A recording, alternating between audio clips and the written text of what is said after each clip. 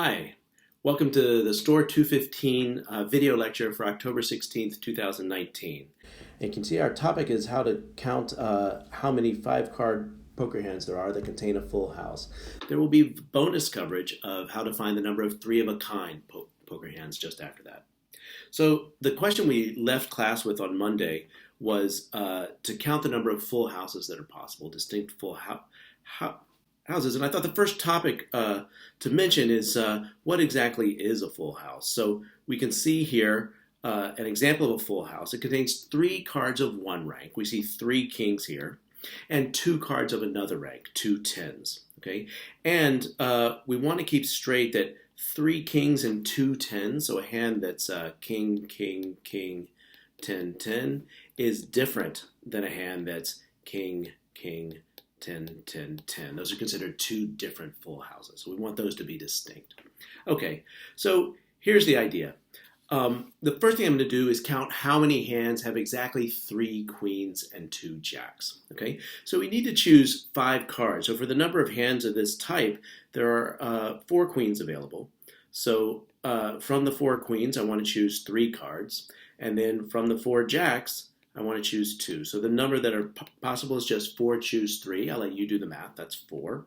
Times 4 choose 2. I'll let you calculate those factorials as well. Is 6, and you get 24. Okay, so not hard. That's how many hands there are with 3 queens and 2 jacks.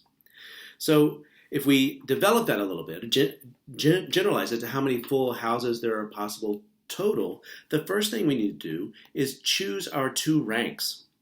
Like we had queens and jacks before, that could be any 2 ranks. So I need to choose 2 ranks. Well, there are 13 ranks available, and we have to ask ourselves, does order matter for the 2 ranks we choose, for the 3-of-a-kind and the 2-of-a-kind? And the answer is yes, order matters. Okay, and I made a mistake with this. A student named Sean came to see me today, and I did 13 choose 2, or I basically confirmed what was in his work. And it's not 13C2, it's 13P2, because 3 queens and 2 jacks is different than 3 jacks and 2 queens. So choosing the 2 ranks, order matters.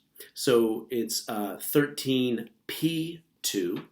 Once I've chosen the 2 ranks, it's just what I did before. I choose 3 cards from the first rank and 2 cards from the second rank. And if you do all this multiplication, it's 13P2 times 24.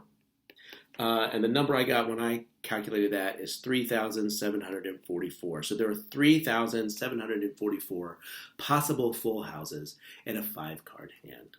Now, that only took about 3 minutes. So I think we should discuss also how many hands have 3-of-a-kind, but not 4-of-a-kind or a full house. So say that's a hand that looks something like this here in the picture, where we have 3 jacks and a 5 and an 8.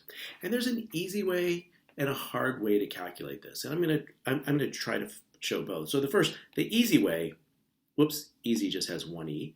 So the easy way to do this is, well, first we choose a rank. Like here it's jacks, but there are 13 possibilities for the rank. So I'm gonna do 13 choose 1. So that's choose a rank. Okay, and then I wanna choose 3 cards from that rank, so that's 4 choose 3. And then I want to choose, there are 2 cards left, so I want to choose 2 cards from the other 48 that are not of that rank. But the problem is, we want to be sure not to count 4-of-a-kind, but 4-of-a-kind is actually impossible because the 48 cards I chose the 2 from do not include the 4th card of those 4 in the rank, like the 4th jack is not there. So 4-of-a-kind we don't have to worry about, but I need to subtract the number of full houses. I want to avoid all the possibilities that there are a pair in the last spot. So I want to subtract the number of full houses. Okay, so that's this big number, 13 choose 1, times 4 choose 3, times 48 choose 2, whatever that number is, minus that number we found just a minute ago, which I have written down, is 3,744. Okay.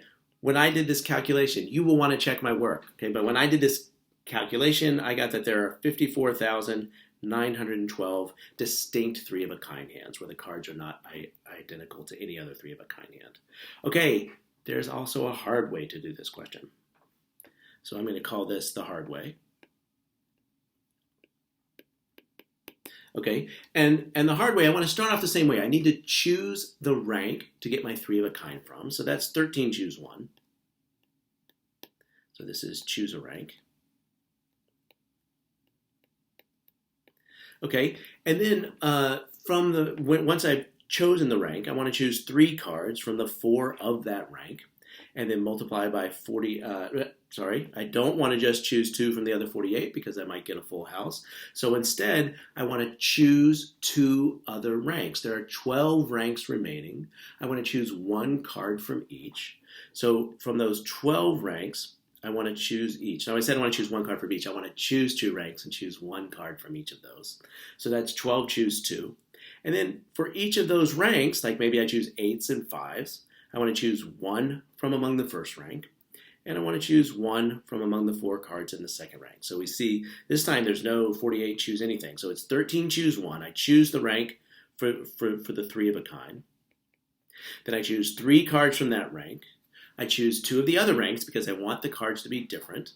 And from those 2 other ranks, I choose 1 card from each. And if you do the calculation here, you should also get 54,912. All right. So this has been your short, less than 10 minutes lecture for STOR 215.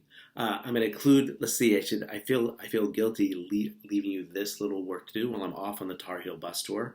So I'm also going to write in big capital letters here to read section 6.3.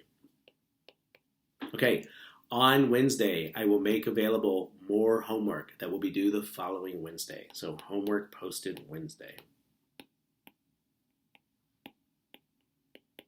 Homework posted Wednesday. All right. Have a great fall break.